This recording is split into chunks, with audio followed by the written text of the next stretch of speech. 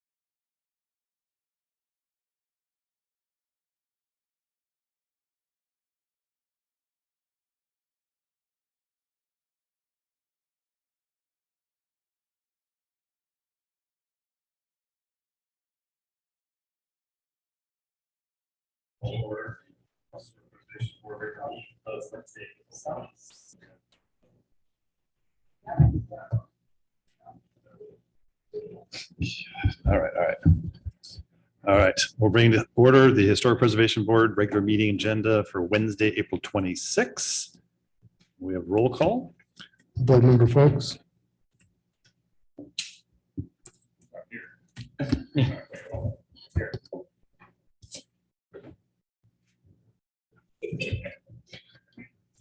Board Member Moore.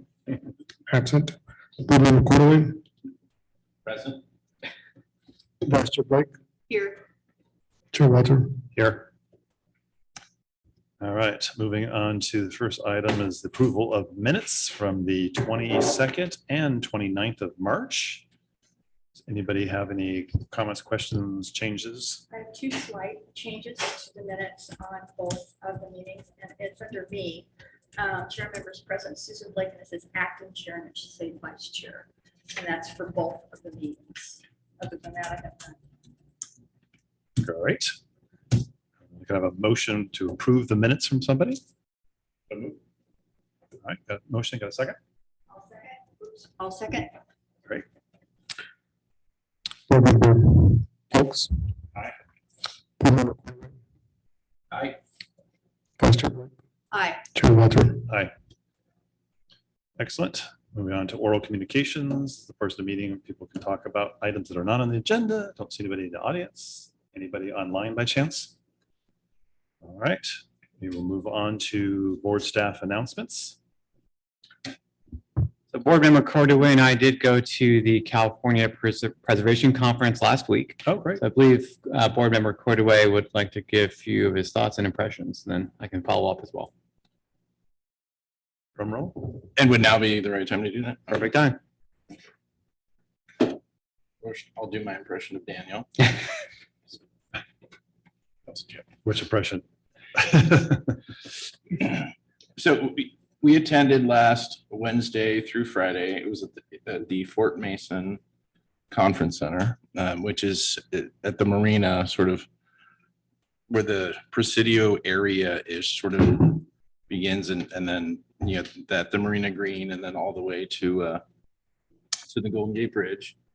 And the theme of this year's conference was place keeping and place making, which was, there's kind of a lot of meaning to that. You know, keeping obviously integrity of historical sites, but also, you know, learning how to make and then subsequently preserve those. I mean, it was really 2.5 days of content. Well, Wednesday, Thursday, Friday. And I'll just give a brief summary. A theme that was constant throughout that really, I think was food for thought and had Daniel and I sort of maybe looking at things in a different way or rethinking things was the importance of cultural heritage when determining what is a historically significant site, and what regulations are going to be put upon that, and understand yes, there was a large San Francisco group there, people in government there, and then a lot of presenters, but there were attendees from all throughout the state and maybe some outside of the state. So nomenclature was a little bit different, right? People referred to things a little bit differently, but it all kind of came down to the same thing, same theme. The idea that, and I'm going to steal a line from my favorite presenter, and I'll talk mostly about his presentation, is that matter doesn't necessarily matter. Meaning that what makes something historically significant is not necessarily what it's made out of, and whether a change to it is acceptable doesn't always necessarily have to do with strict guidelines, kind of like what we follow here, as far as, okay, these materials can be used, or it can't be markedly different than the original, or kind of the physical stuff that we look at. And these are obviously isolated special cases, but the significance that a property has on the culture of a neighborhood, of a home, of a region. And granted, San Francisco has just a larger swath of cultures that have, lived in that town, that lived in that city, and that have, significance on the history of that city. So there was a lot of cultural significance talk. Over the course of 2.5 days, we received presentations from a lot of different cultural groups, and they the American Indians, Native, actually their preference for American. Okay, let me get that right. The Ohlone tribe, which actually has roots here as well. Almost every presentation that we saw started with it was almost like a pledge or a disclaimer that says you are, because we're in the Presidio, and it says you are on Ohlone property. You do not own this, they are the original owners of this area. You are to respect it. That was like this mantra that was given throughout pretty much every presentation. Learned a lot of interesting things, like doing a bus tour, getting to see Japantown, understanding that the Mission District, while it has a significant history of the Mexican culture, it's also just as much as an American Indian heritage as well. So obviously, San Francisco is more of a melting pot than Campbell, but it gave Daniel and I just food for thought to think about ways that we could look at, decisions that we make in context of a larger cultural significance. Now, short of him, of course, we go to this, 2 months after he's rewritten the entire, codification of historical matters and Mills Act items. I don't think they need to be rewritten, because we put enough discretion in there to sort of use other ways of thinking about whether something is acceptable, a change is acceptable or not. So it's an idea. It's the cultural significance of a property. It's not going to make us change our documentation, but it's another item to think about. And what I typically appreciate too is, one thing about Campbell that I'd like to do more research into is the Ohlone tradition here before the Campbells arrived. Because I think that, I think there's some neat stuff that can be done there. And we saw presentations, quite a few different presentations about, actual live cases of where historical significance, played a role. For example, we saw a presentation on, and sorry, which fire was it? Was it the Chico?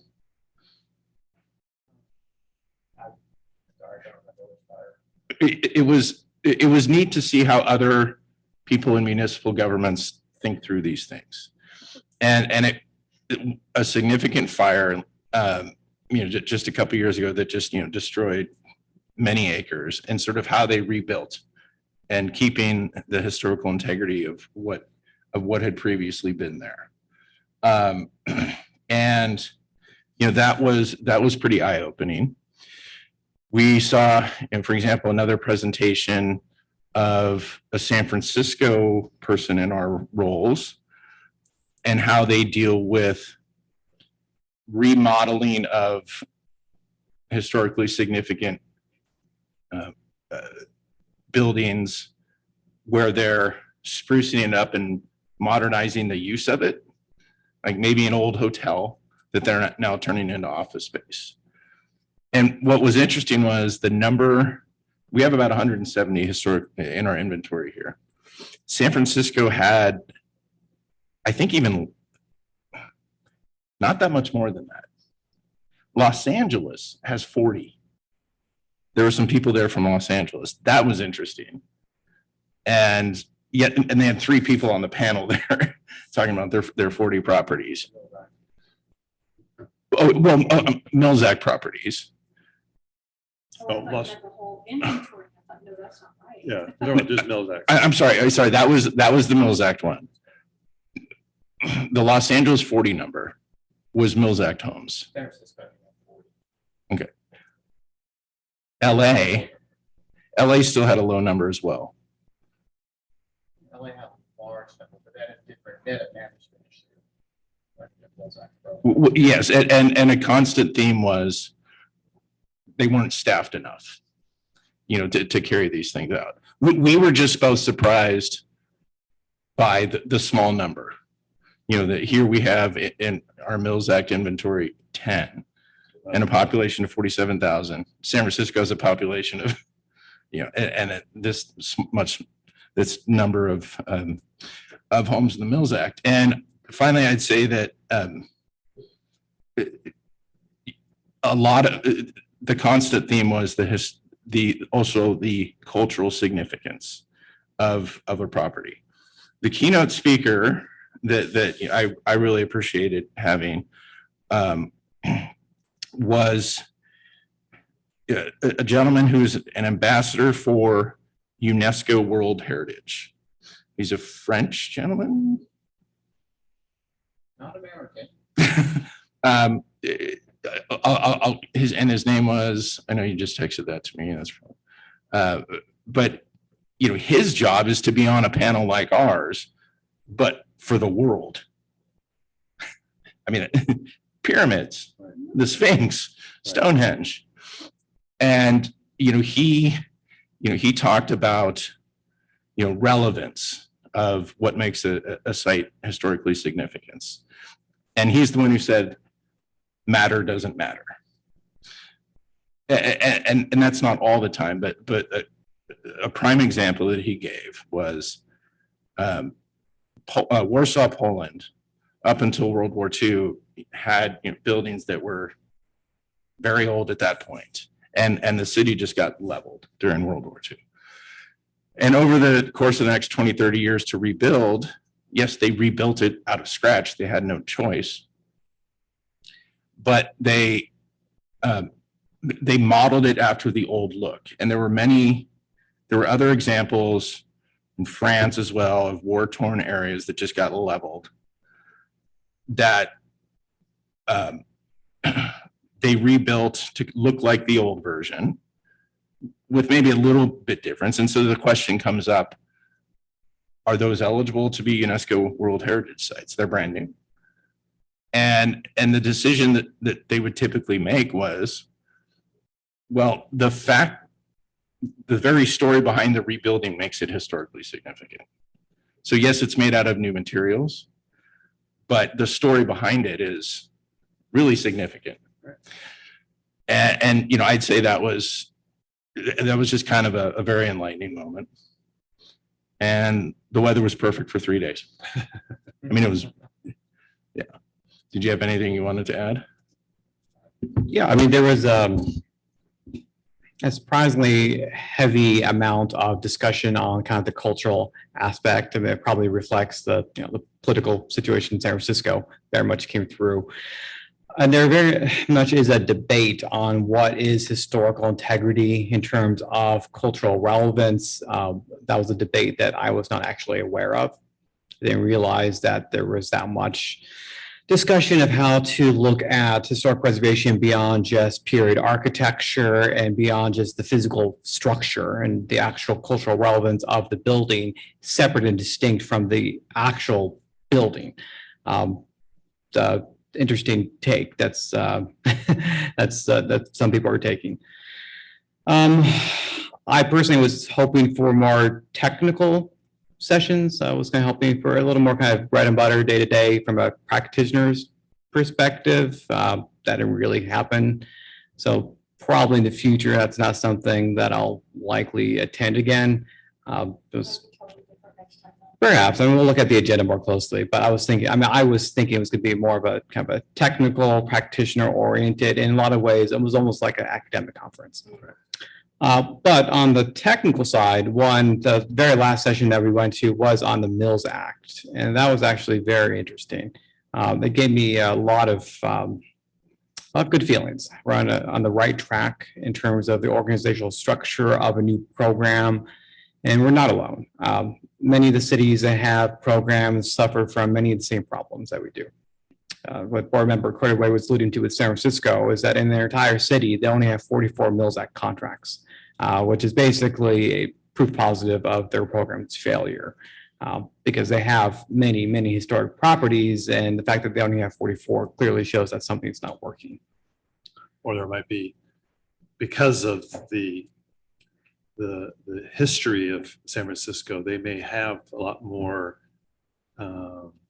hoops that you have to go through in order to Yes. qualify for that Mills Act, and they may have a stricter, just like I'm sure like Pasadena, LA, some of the other older cities that have those, they may not be as per se as willy-nilly as some other cities, and so they're making it harder that, hey, if you want to get this, we know you're going to get a benefit of money, so we're going to make it a little harder to get through. Would be only my guess, but I don't know. And staffing, like I said, there might be a staffing component where they're just like, hey, we can only do 2 a year, 1 a year, because we have all these other projects that are going on, Google and Facebook and whatever else is I have happening. a question in that Sure. regard, in terms of the Mills Act and what you did attend. Did you find that other cities who were participating are also working to make objective standards part of their Mills Act program? Did anybody talk about that? Most of it was really, so the biggest portion of the presentation, it was really two sides. You had San Francisco present, and that was basically saying, we have issues and we know that, and we're going to go into a process to kind of do an evaluation of the program. And then you had Los Angeles present. So you had the Los Angeles historic planner who's in charge of the Mills Act program. So LA actually has, most of the big cities actually have historic preservation planners. That's what they do full time. So that's nice. Actually, I don't think I met anybody like myself. Everybody there seemed to be either a board member, a full-time historic preservation board planner, a nonprofit representative, some sort of cultural group representative, or consultant. They didn't really seem to be kind of day-to-day planners who do some historic preservation on the side. But that notwithstanding. So LA, basically, they hired a consultant and they went through a multi-year process to evaluate their program. So they almost have the opposite issue. They've been issuing Mills Act contracts for years, for over 25 years, I believe. And they have over 800 contracts. And it's becoming unwieldy for them to really just manage it all, to ensure people are following through and to ensure that that the savings are actually being truly reinvested into these properties, because they just don't have the capacity to do the level of review and oversight that's necessary. And then both cities also commented too that, I mean, historic preservation, because of just the nature of our country, tends to protect properties that are associated with white people and affluent people. And therefore, Mills Act contracts tend to go to affluent white people. And as a result, that creates, as you can imagine, an equity and political concern for the cities.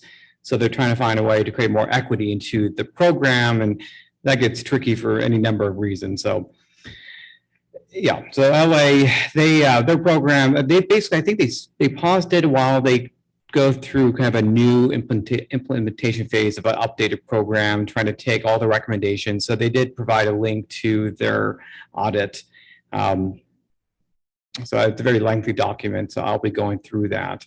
I did ask a question in terms of the types of improvements, if that was something that they were looking at as part of their review, if they were trying to key in on that. And basically, the consultant and the LA planner said yes. I mean, you do really want to focus on those key structural integrity MVP aspects of the building first, because if the building falls apart from the inside, then there's no point trying to fix the windows. So it's really ensuring the actual structural integrity. And that's really what, our new program will focus on largely.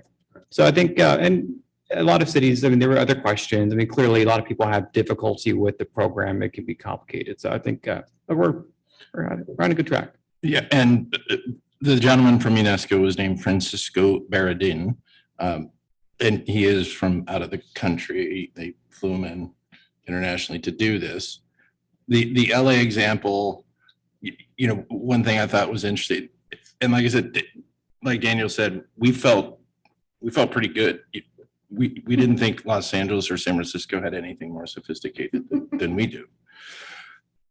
800 properties in LA with a staff of 3.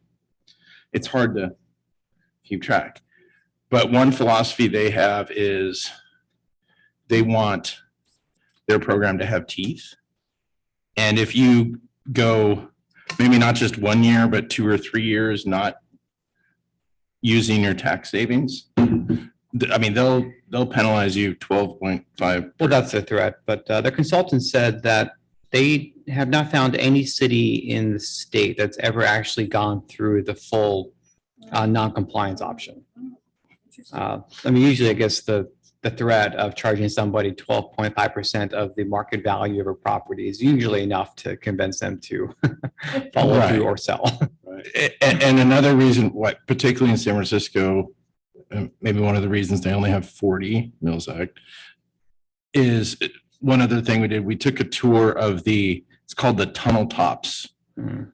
And it's on the Marina Green, and it's where they took the roads that come from the Golden Gate Bridge and put them underground. And so they had all this stuff they could do on top.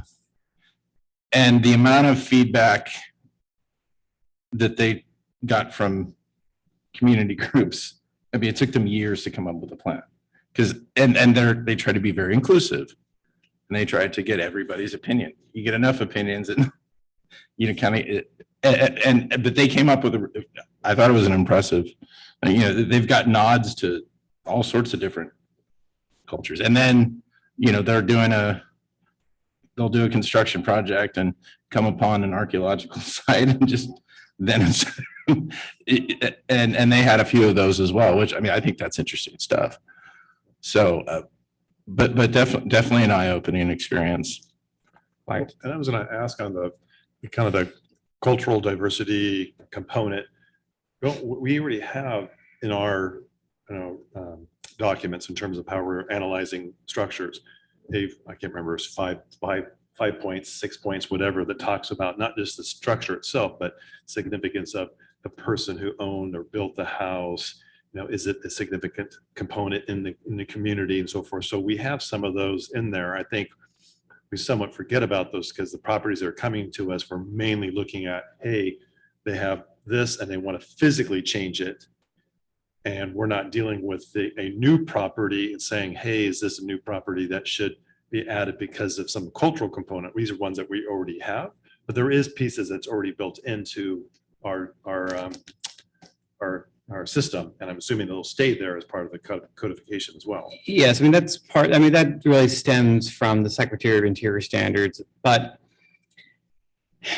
that's still related to the question whether or not the structure is intact, representative of either the original construction or the period in which it may have been associated with the cultural relevance. The question here is really starting to get away, as board member Cordaway, this matter, separating the cultural relevance from the physical intactness of the building.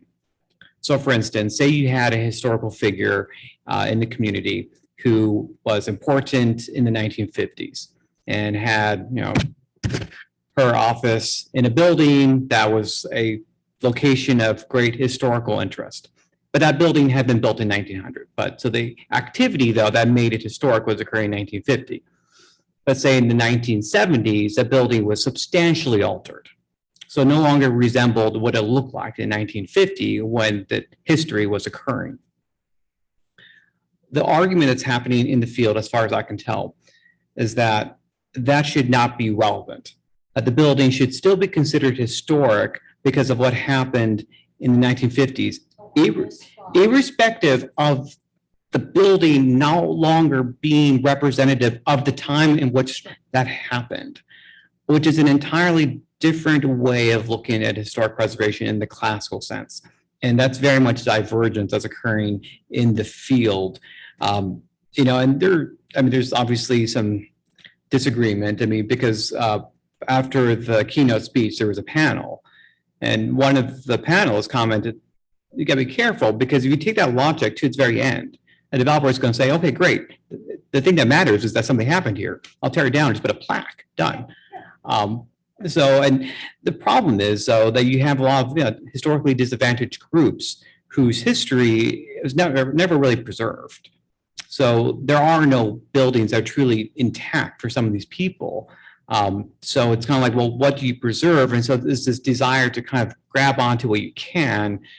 So it's a challenging debate. It is. If I may, our ordinance had, I think it still has a section on archaeological sites, and it's based on the Secretary of Interior standards. And there are, the museum also has an exhibit of the Ohlone Indians, and they give tours to grade school children, and they have a lot of artifacts in there to show the children. And there are a few properties. One is on Peter Drive, where there used to be a huge bay tree, and the Indians used that tree to mark when they would come over from Santa Cruz to trade. The coastal people would come over and trade with the people that lived here in the valley. And so that tree was a marking spot for that place. And I was working to get a plaque put there, but the tree died and they cut the tree down. And now I don't know, but it's at that place. Right. And so the idea of, oh, it's at that spot, you could put something there that here stood the blah, blah, blah, blah. So you could do that. And I think that that's a fine idea. And the other thing that I wanted to say is that I had three things. I got two out. I should have written it down. That was it. I've attended these conferences twice over the years. And at one time, the community development director went with us. There was me and Joanne Hernandez and Joelle Hernandez. And it was very technical. We came back with a binder of stuff that just, wow, man, it was great stuff. And then the next one was kind of, oh, let's go to Presidio and have a picnic and la-di. And I thought, well, Presidio is a cool place and they're going to make it a national historical site, but okay, what else you got? Right. So we came home early. Yeah. But, There's probably a lot more lobby. Yes. I mean, Well, and there's one other, just that I'll say, I attended this one, we divided and conquered. But this one really interested me because it was banking related. It's how to use the California federal historic tax credits as a financing tool. So there are banks that have groups that specialize in this, where whomever the recipient of the tax benefit, they will advance that tax credit, to basically finance the project. And that's I mean, I got some content information and I don't, That's don't- for business property. So, yes. yeah, well, so the federal historic tax credit is for non-single family residential properties because you need to have an income producing property. However, the state has recently, I think the governor signed a bill last year, the year before, that will create a new state tax credit that is also largely for commercial properties, but they did carve out a small amount for residential properties that will cover 20% of restoration cost. So it's not a lot of money. And the minimum project size, I believe, is $20,000. So the minimum that a homeowner could receive is $5,000. First come, first serve. However, the property needs to be on the state or federal register. And we do have a few, I believe. I did download the spreadsheet that they showed at the conference. It shows, I think, properties that are listed and those that may be eligible. So I need to go through to see which are listed and which are eligible. I saw a lot of properties on it. I mean, all of Alice Avenue, a number of properties in Sunnyside, First and Second. I just didn't have a chance to filter through to see what's actually on versus eligible. But so there could be a small number of properties that could be eligible for the new state tax credit. So I did sign up for the mailing list for the state's tax credit website. So once that is not up and running yet, but once it is, then we'll be able to reach out to some of those property owners.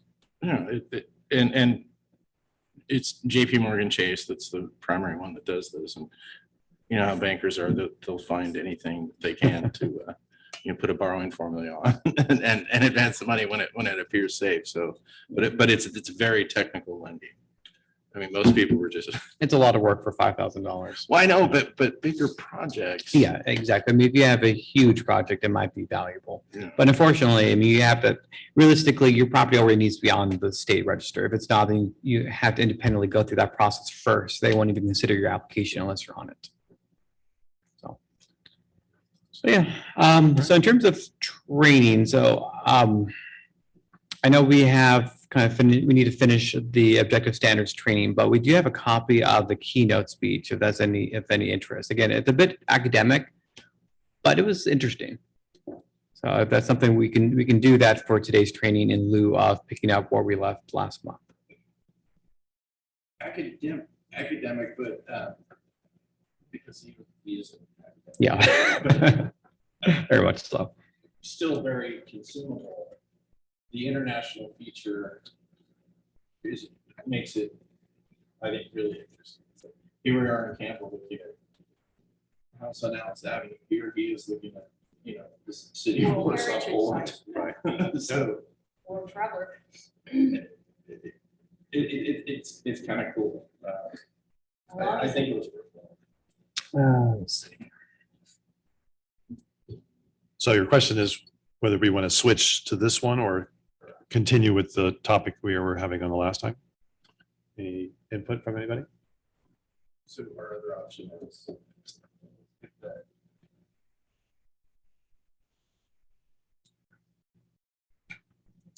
I'm open and flexible. All knowledge is good knowledge.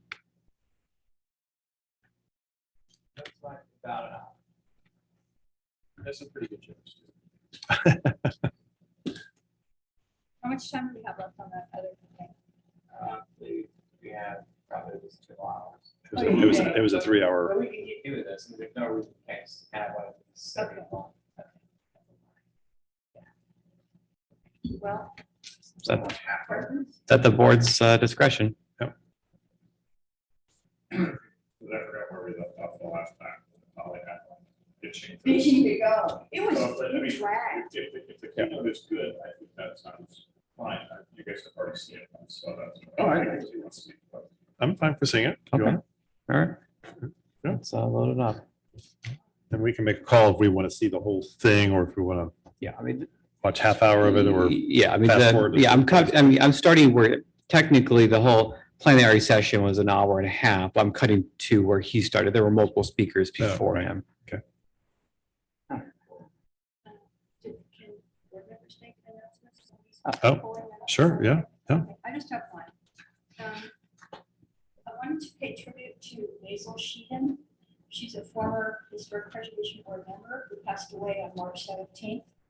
Mason was also I'll start over. I wanted to pay tribute to Maisel Sheehan.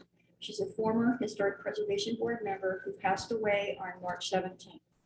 Maisel was also on the Farrington House Foundation Board, and she provided me with a grant to complete most of the 15 historic plaques that are now on display around downtown Campbell and on both ends of Dallas Avenue. I recently checked on all the plaques, and they're all doing fine except for one that disappeared at the front entrance of the grammar school, now called Heritage Village offices. I was able to find it, however. It had been removed but saved after a new digital signboard was installed in that spot. My husband Barry and I got the plaque, and we've remounted it over the last couple of weeks in a close by location. So it's back on site and it's healthy, and that's the end of my, I didn't know Basil passed away. no, you did not? I did not know that. Yeah. Oh, that's so bad. How Yeah, about her she husband? was 90, I think he had died already. Already. She was 94, Oh, so I haven't spoken with her probably since the beginning of COVID. So yeah. Last time it was. it was So quite a they're all write-up reporting. in the Wow. paper Oh, that's too over a bad. number of days. Yeah, So with the school, they just ripped the thing out and tossed it aside? no, they didn't rip it apart. They removed it. Yeah. And when I got there, it was gone, and so I went inside and they said, do you know anything about the historic plaque that they used to go out there? And the young woman came out, she goes, well, it's right outside. And I said, no, not that one. The one that's in color that has a statement about and a picture of the building. She goes, oh, I don't know. Let me ask my boss. So she called her boss. Her boss said, oh yeah, it's on top of my bookcase in the office. I didn't know what to do with it. And I said, I'll take it. So then I had to get permission because that building is now the property of the high school district. They own that building. So I had to get permission from them to get the plaque remounted. And then I had to get permission from the people who lease the building, which is Heritage Village offices, to place it in that particular location. But it all worked out. It worked out. It was a challenge, but So I did it. who did you coordinate with on the first time when you were first putting it up there? who owned it or- The person, I can't remember the man's name. It was a private individual. Oh, really? So Yeah. they sold it back to the school district, or the school district always had ownership of it and they were just No, subleasing it? no, it hadn't been a school or part of a school district for a very long time. So the So, school district private purchased it back? Yeah. Okay, all right. And I know, it I wasn't- know it nowadays wasn't most high school, districts it don't was- sell it. It was middle school, it was a junior high. Yeah, so it's But- Campbell Mhm, Union School District then. mhm, But now the high school district purchased it? mhm. Oh, that's interesting. I wonder Yeah, What they're planning on doing. they're just making money. That's all. Yeah. Well, most districts don't try not to sell their property when they are Right, doing but closing. they They'll actually lease it to somebody. purchased it. Yeah. They purchased it and they've leased it to all these people, and there are attorneys and psychiatrists and all kinds of therapists, all kinds of people have all these offices in there now, which used to be classrooms. I mean, it's just, it's so strange. Have you- It's so wonderful. you've not You been in talk there about before? adaptive reuse, baby. Yeah. That's. Yeah. Get the building, you don't You've have heard to that tear it term. down. Yep. What, adaptive reuse? It's not gentrification. No, Yep. it doesn't have to be gentrification. It just means that you keep the building, but you repurpose it for a new use. All right, are we ready to begin? Let's do it. Yeah. Okay, see if this works. We Don't have to. vote on the minutes, or do we? We did the minutes. We did the minutes. Yes, you seconded it. Okay, oh, I did, right. Okay, too many things. That's right. Thank you, both of you, for going and attending, by the way. Thank you, Julie. And thank you, Janon. Not hearing and sound Michael. over there.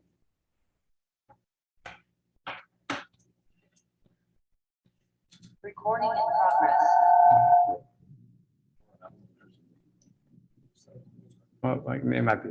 Hey, it's great to have you on the team here. It's my pleasure to the stage. Yeah. Yeah, let me stop sharing and reshare. Share sound.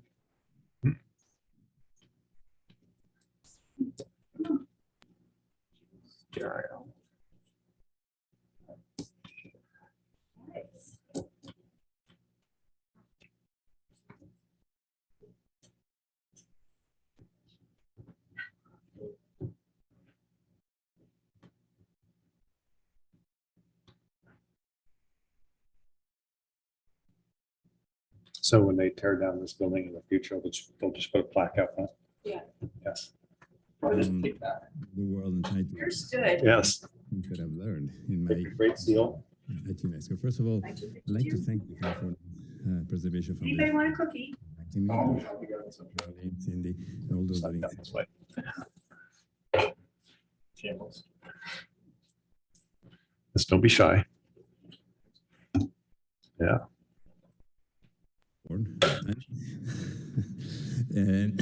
And so I come back to a place that I really, really love, and I will. Maybe as well.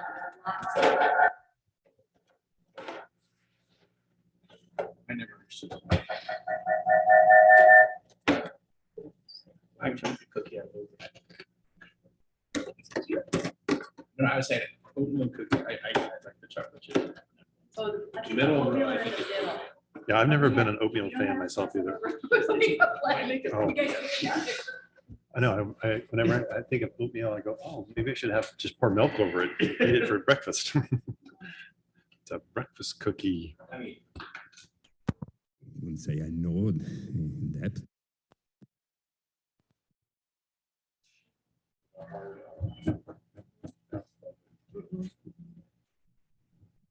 But I think I've been, seeing for a long time.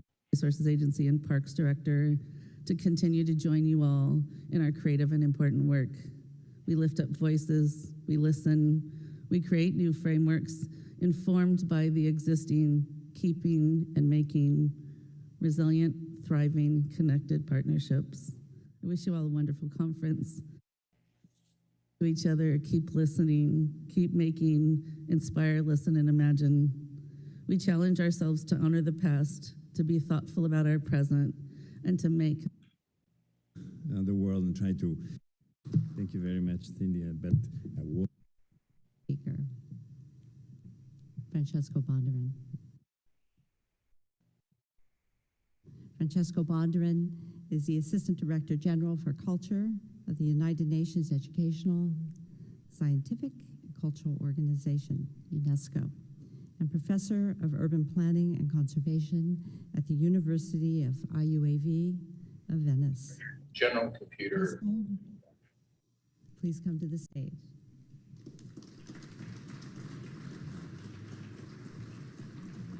Thank you. Thank you very much. Thank you very much, Cindy.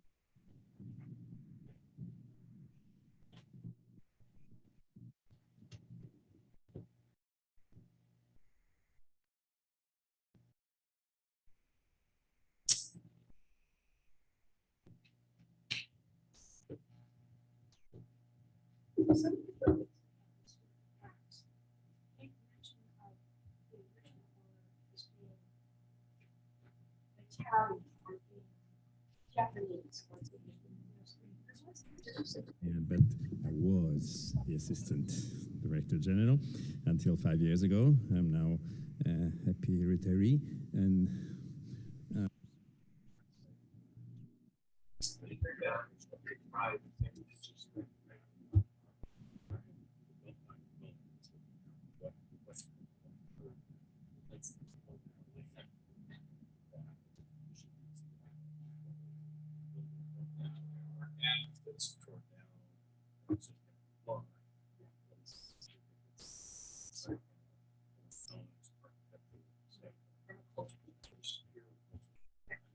Engage part of that discussion. Similar to 1,000 years ago. That tree, right? So it's the back area. That's was where That was their the breeding tree ground. ground was. Kind of like there's a road and that goes up to 100 mile. 2-lane road. Buffaloes up and down as part of some vibration and other thing. road, no trucks to drive on it, just cars. Preservation Foundation for inviting me. I'd like to thank Caroline, Cindy, and all those that insisted for me to come back to the Bay Area, a place where I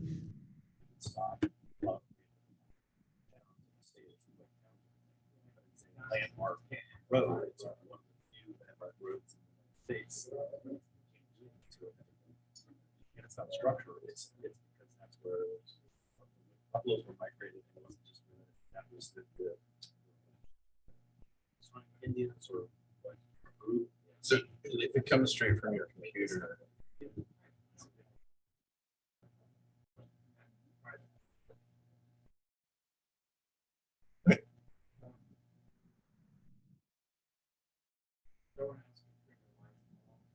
this could be, this is going to be.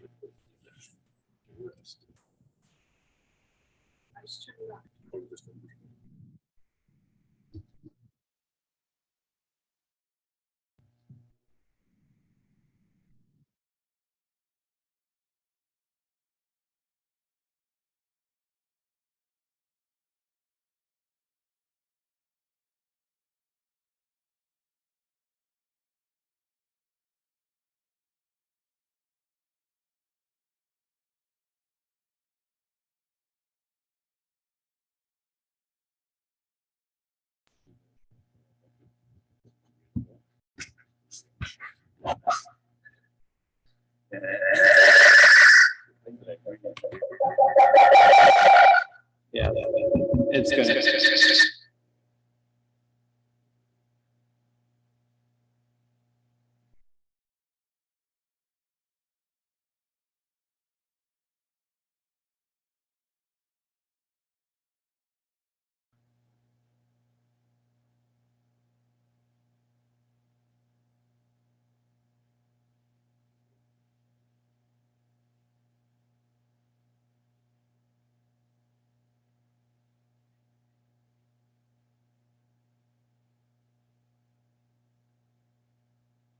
For you on record. Feel free to let us know by email if you don't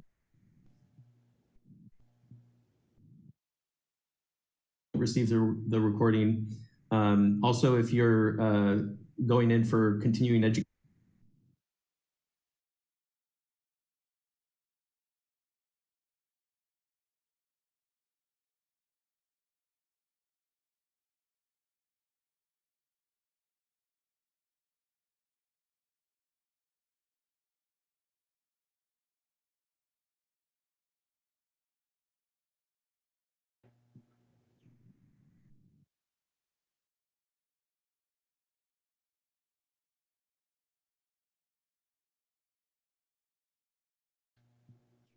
Standards. It's basically a 2 to 3 story downtown. That's the map. And projects are concepts. Next slide.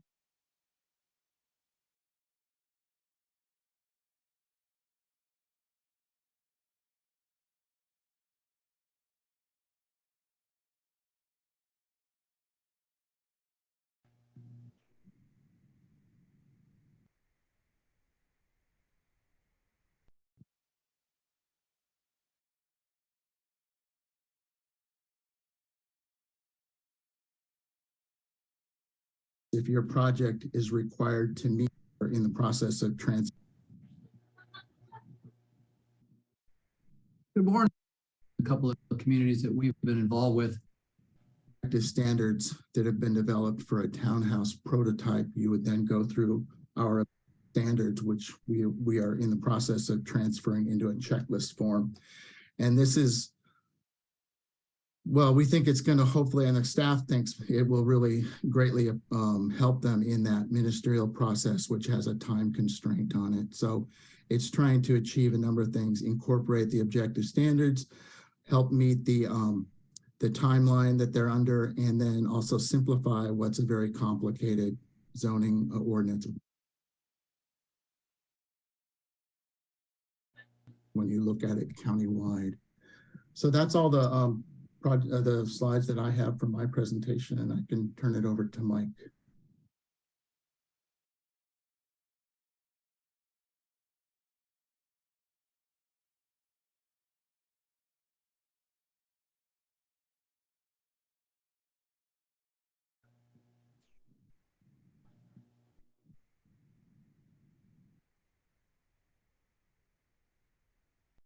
Good morning. Mike Caravalli here. I was asked to talk about our experience with form-based codes, which have worked at including historic resource issues in the couple of communities that we've been involved with.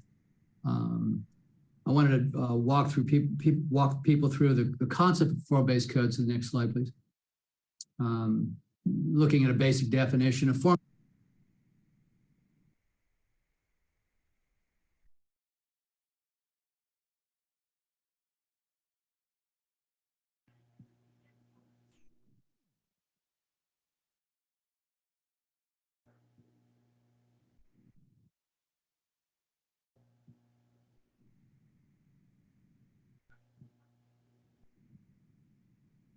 Very technically, the audio for YouTube is optional.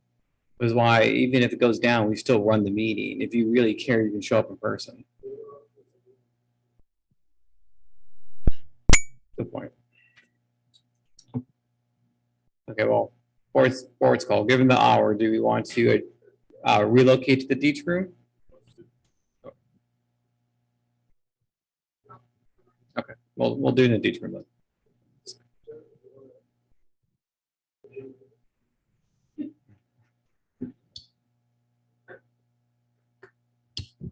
All right, we'll adjourn this meeting to next month.